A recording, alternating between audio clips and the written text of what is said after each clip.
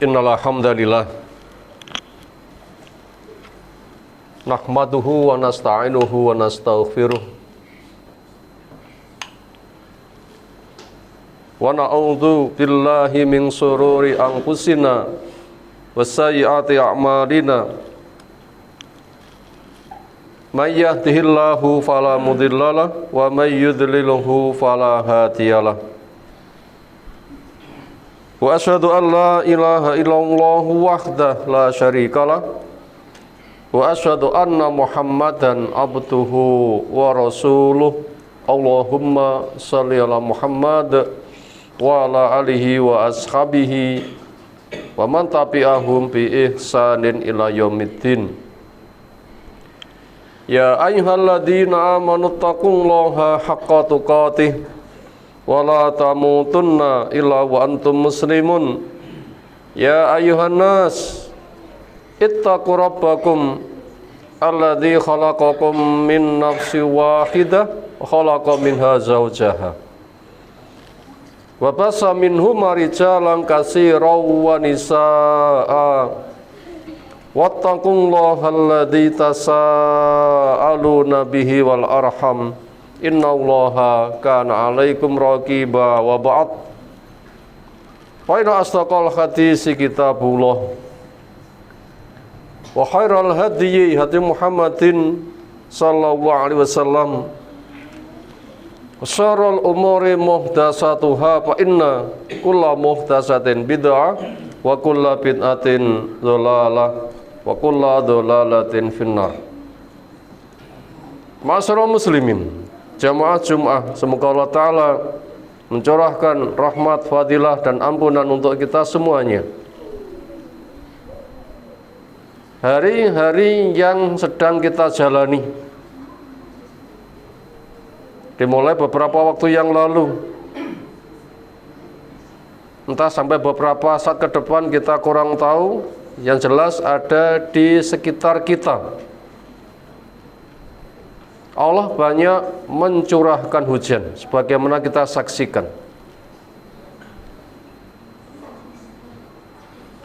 Di dalam penggunaan syariat, makna bahasa maupun makna istilah sekaligus dampak kata hujan ada beberapa lafadz. Satu kesempatan diberi nama ghais, mana bahasa hujan, mana istilah hujan yang Allah berikan pertolongan sehingga manusia banyak mendapatkan maslahat. Di lafaz yang lain menggunakan bahasa mator, artinya juga hujan. Yang ini identik dengan bencana,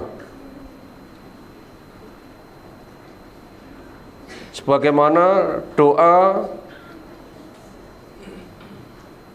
entah yang melantunkan Abu Jahal atau semisal, salah satunya berlafaz Allahumma in kana hadza huwal haq min indika fa amtir alaina hijaratan minas sama awitina bi'adzabin alim. Ya Allah, apabila Islam itu benar, atau bila Al-Quran itu benar, atau apabila si Muhammad itu ngaku dadi Nabi benar, maka beri bukti kepada kami, turunkan hujan batu dari langit atau siksa yang pedih. Amtir alaina hijaratan minas sama. Amtir dari kata matoro, turunkan hujan, bentuknya apa? Batu atau siksa yang pedih. Dari lafaz itu berarti mator, hujan yang memiliki dampak membahayakan, bahkan merusak. Setidaknya dari dua kata di atas kita bisa memahami fungsi diturunkannya hujan. Pertama, untuk Allah berikan kesuburan. Yang kedua, Allah hendak memberikan peringatan. Diberikan kesuburan. Memang Allah rahmatnya luas. Mungkin yang menikmati kesuburan mukmin maupun kafir. Untuk mukmin selain dapat kesuburan juga mendapatkan keberkahan. Tapi orang kafir gak dapat keberkahan, mungkin hanya subur saja. Sisi lain juga dengan hujan, Allah timpakan musibah.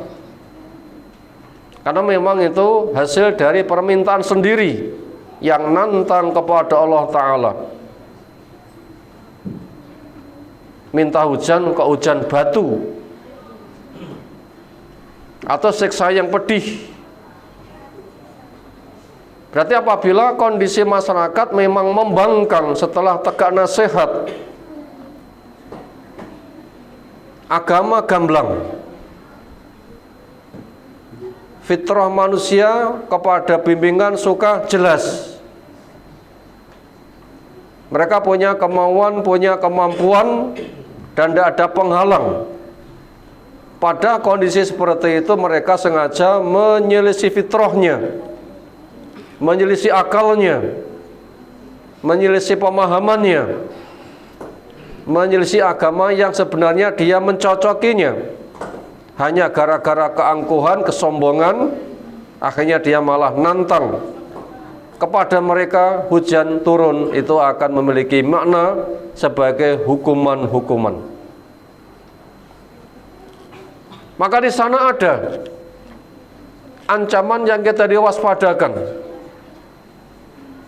Mungkin akan dibenamkan atau mendapatkan hujan batu, atau mungkin wajah-wajah dirubah menjadi makhluk yang dilaknat, entah itu kera, babi, atau semisal. Itu apabila kondisi masyarakat memang telah tegak nasihat mereka membantah. Sudah tahu haramnya khamr, malah diminum, bahkan diberi nama obat. Sudah haramnya perzinaan, maka mereka malah memajang perempuan penarik syahwat, diiringi dengan musik, nyanyian, tari, berpakaian yang seronok, sehingga zina bisa merajalela. Apabila kondisi-kondisi terjadi, maka besar kemungkinan mereka akan dibenamkan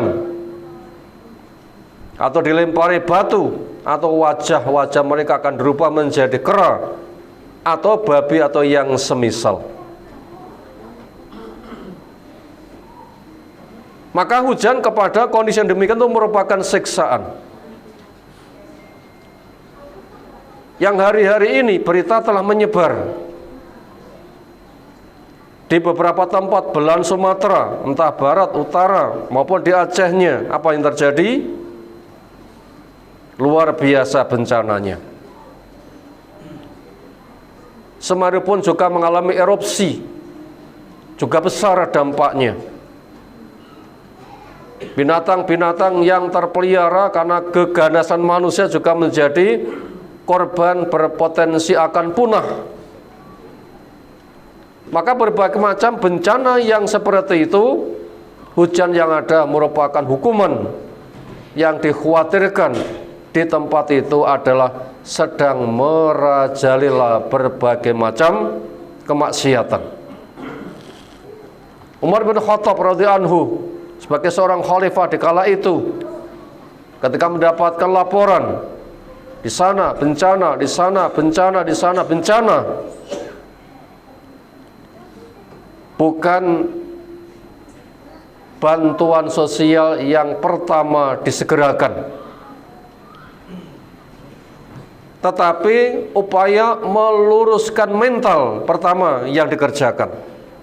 Dipanggil ahli ilmunya. Kenapa di daerahmu banyak bencana? Ilmu mati, kamu nggak berdakwah, kemungkaran merajalela, kamu biarkan. Di mana kedudukanmu sebagai ulama? Itu pertama kali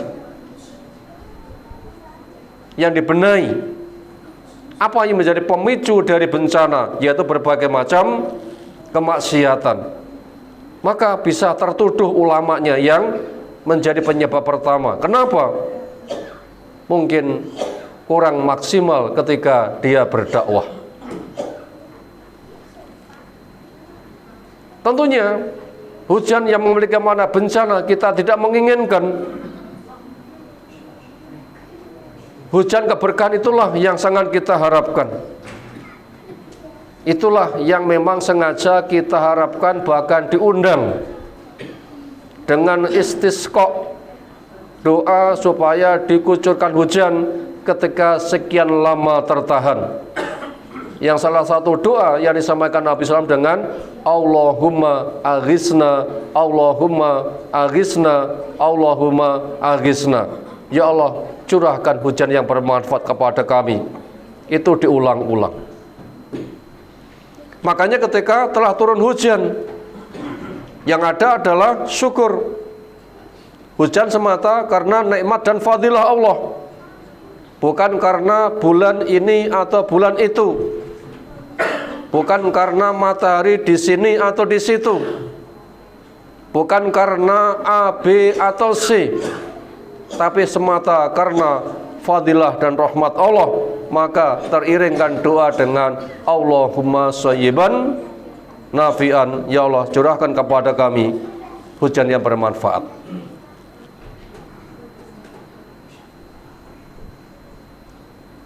Hujan yang bermanfaat Allah memberi nama dengan ma'an mubarakah, air yang diberkahi, yang berdampak ke masyarakat yang luas. Bukan semata subur, tapi juga syukur, sehingga kebaikan, pahala, ketaatan semakin meningkat. Ya Allah jelaskan, wa anzalna minas sama'i ma'am mubarakah. Kami turunkan hujan dari langit dengan penuh keberkahan. Lalu siapa orang yang layak mendapatkan kucuran hujan yang berkah? Jawabnya apa yang didakwahkan Nabi Nuh alaihissalam, yang berdakwah sampai 950 tahun, 1000 susuk seket. Apa himbauannya kepada umat? Istaghfiru rabbakum innahu kana ghaffara yursilis sama alaikum midrara wa yumdidukum bi amwali wa banin wa yaj'alakum jannatin wa yaj'alakum anhara. Hendaklah kalian memperbanyak istighfar kepada Rabbmu. Niscaya Allah akan turunkan hujan yang deras, dan Allah akan longgarkan kepada kalian rezeki, sehingga kalian, keluarga kalian, anak-anak kalian mendapatkan kecukupan rezeki yang melimpah. Dan juga Allah akan alirkan sungai-sungai dengan full air, sehingga tanam-tanaman kalian, kebun-kebun kalian butuh pengairan, airnya selalu tersedia. Itu untuk al-istighfar, dunianya hujan ternyata mendapatkan keberkahan. Itu tanda orang yang mendapatkan hujan bernilai keberkahan. Nasihat Nabi Nuh juga untuk kita. Kenapa? Itu ada di Quran. Ini merupakan nasihat yang bersifat melegenda, sebagaimana takwa untuk semua makhluk, istighfar juga untuk semua makhluk. Bahkan generasi itu sebagai percontohan. Dengan istighfar mereka subur, kita pun juga digiring. Bila memang mau subur, perbanyak istighfarmu. Ayolah hadirun. Apakah istighfar hanya berucap astagfirullah, astagfirullah, astagfirullah? Ya Allah, ampuni saya, ampuni saya, ampuni saya. Gak cukup. Karena istighfar maknanya tolabul maghfirah, usaha keras menggapai ampunan. Berarti semua jalan ketika fadilahnya diberikan ampunan itu namanya istighfar.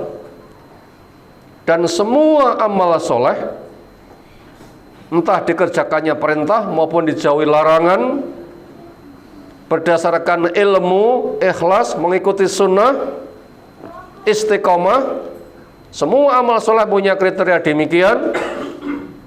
Fadilahnya 3. 1. Diberi pahala. 2. Ditingkatkan derajat. 3. Terampunkan dosa-dosa karena innal hasanat yudhibun sayyi'at. Amal soleh akan menghapus dosa-dosa. Maka bentuk nyata istighfar kita, upaya kita mencari ampunan harus lengkap.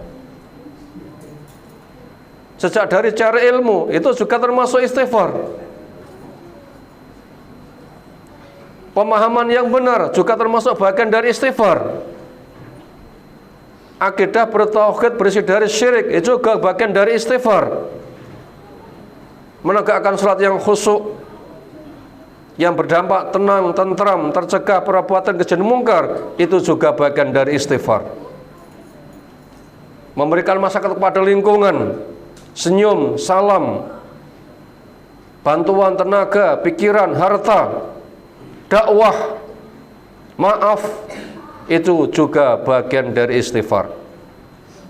Ketika sedang nganggur, nyapo-nyapo, kesel, yang bisa bergerak itu hanya bibir, berucap astagfirullah, astagfirullah, astagfirullah. Itu juga bagian dari istighfar. Maka kepada mereka yang demikian itu berhak mendapatkan hujan mengandung keberkahan. Maka waspadalah. Setelah tegak nasihat mereka membantah.